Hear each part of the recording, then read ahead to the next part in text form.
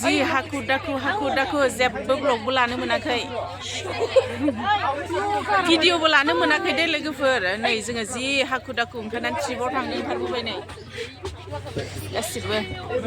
बास गाखोबाय जोंनानो लेट जादों मा आब' थांनोसै जोंहा न'निफ्राय आङो ओंखारबोनायाव जेबो ब्लग लानो मोनासै दै लोगोफोर आङो बेयाव डाइरेक्ट बासाव गाखोफैनानैसो लेट जाबायना टाइमा बिरादनो ओंखायनो एवसो लाफैबाय खोन्थालांसैलाय लोगोफोर जों अबाव थाङो अबाव मायो दे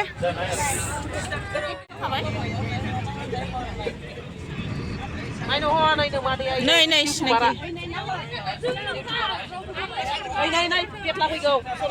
थाङा होननानै लेंबो जाबाय आंजों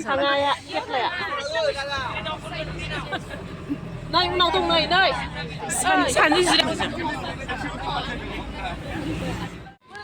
ओंखारजोब्बाय बेग लानानै बियो बिजु सानै खोमा अ किरननो दे इयो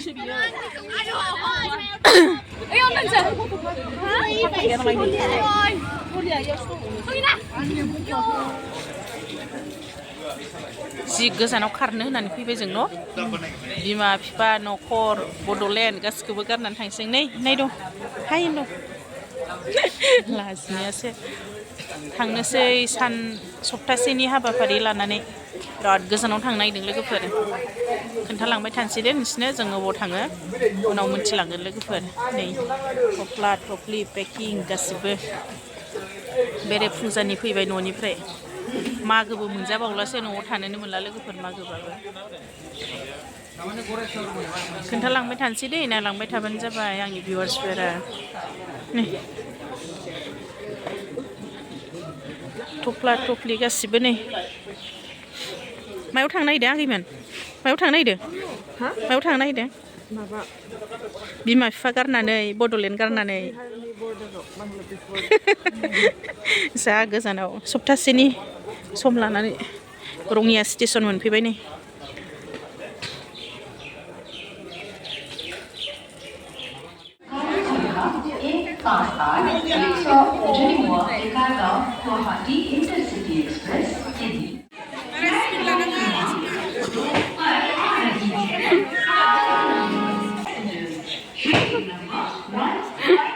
ब्लगारफोरा सार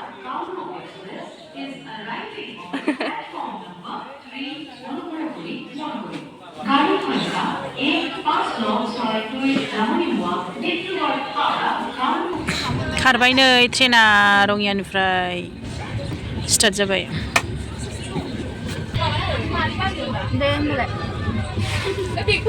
स्टार्ट जार्नि कलकातायासो बाय जायो बाय आसाम होननो हाया बड'लेण्ड होननो हाया बाय रङिया नै ओरैबो दं माखासे माने हेल' लोगोफोर गिबियावनो आङो मोनसे आंनि गोदान ब्लगाव गासिखौबो बरायनानै लालायबाय लोगोफोर नै जोङो स्कुलनिफ्राय लोगोफोर कलकाता थांगासिनो दङ ट्रिपआवहाय नै ट्रेनाव दंगासिनो बेखौनो आं नोंथांमोनसिम एसे भिडिअ लाबोलायसै दै लोगोफोर नोंथांमोना अननानै जोबजासिम नायलांबानो जाबाय नै मोखाङानो अबस्था गैला नै दहाय जोङो रङियावहाय फुंनि 10टानि एसे सिगां गाखोदों आरो ओमफ्राय दा क'क्राझार मोनसिगोन नै लोगोफोर थांगासिनो सानब्रैनि हाबाफारि लानानै ट्रिपआवहाय क्लास 9 स्टुडेन्टखौ आरो ओमफ्राय गासिबो टिचारफ्रा फैदों ओमफ्राय जोंना हासबेन्डआबो फैफादों आरो नै मोनामसोदों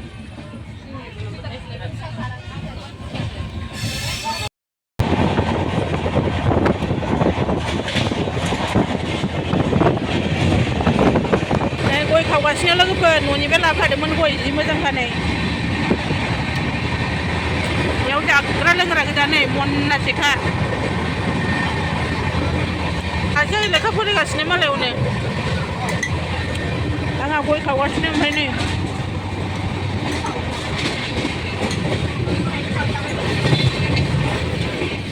मानो जादोंथाय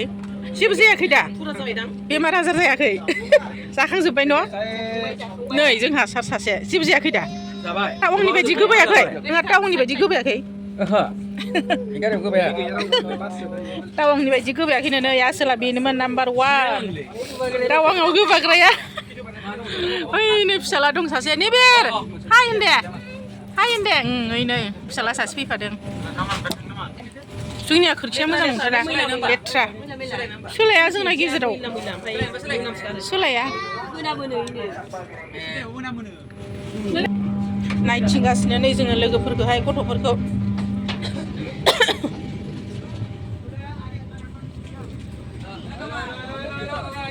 बबेयाव दंबा नै बेयाव माखासे लालाफोर दङ हा बिनिफ्राय गैला ए खर' बियो नंगौ नोंसोर सालायदों मोजाङै दं जेबो जायाखै गोबायाखै बा उन्दुबायसो नोंसोर मानो जायाखै ओंखाम जायाखै जायाबा बे प्लास्टिक खालि जायो 100ल'सो जाबायनानै बिरानि बेयाव माखासे दङ बारा मोनबाय थाया टाइमाव थायो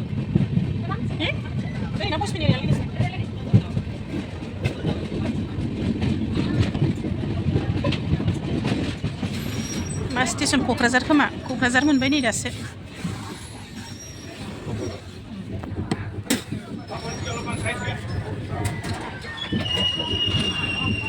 गाबोन फुंनि 4टायावसो मोनहैगोन आरो जों लोगोफोर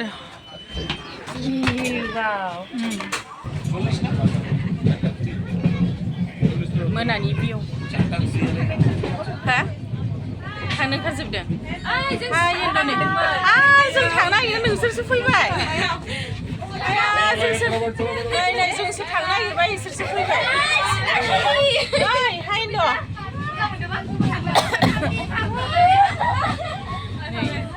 लोगो मोनलायजोब्बाय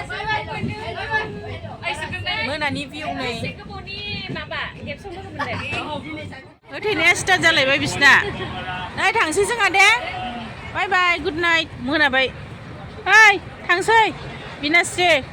थांसै बाय बाय थांसै गुड नाइट नै ओरै सासे दङ बिसिना माने बिराद गोजानावसो जोंना मायावलाय S4 न' बिसिना S8 जि गोजानखा जोंनिया खाथि आरो ओमफ्राय बिसिना आलादा ओंखायनो नायनो फैदोंमोन जों लोगोफोर मोनाबाय ना नै मोनाबाय दे था नै लोगोफोर मोनाबाय माथो अखाबो हागोन बायदि जोमै गोजाथारै नै जोमै अखा हानो नागिरदों लोगोफोर अखा मोनाबाय ओइनाबो अखा हानो नागिरदों नायफैलाय ओइ नै जोमैया जुदि कलकातायाव अखा हायो साथा लाबोआखै अखा हाखाथारसिगोन मोनाबाय लोगोफोर 10टायाव गाखोनाया नै दा मोनाफैबाय मा जायगा मोनखो मिथिला स्टेसन मोनगोन नामाथाय ट्रेना लासै खारदों र'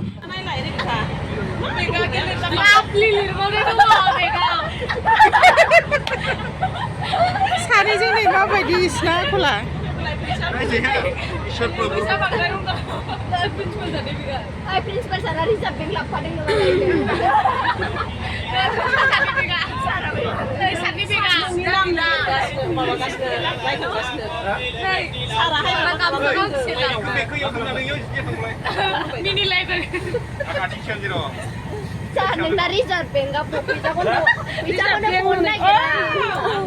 खाजाबाय नै जोंहा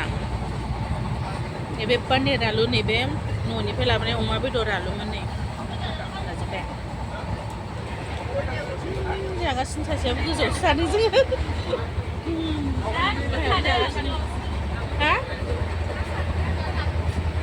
जादो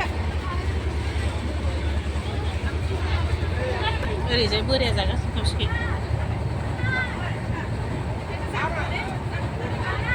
जानानै उन्दुनोसै ओमफ्राय जाखांबाय नै लोगोफोर जोङो ओमफ्राय उन्दुनोसै आरो उन्दुनानै थांबाय थानोसै लोगोफोर आं दिनै ब्लगखौ बेखिनियावनो फोजोबनोसै दे गाबोननिखौ गाबोन एक्सट्रा लाबोलायनोसैलाय लोगोफोर नै उन्दुबाय जोंहा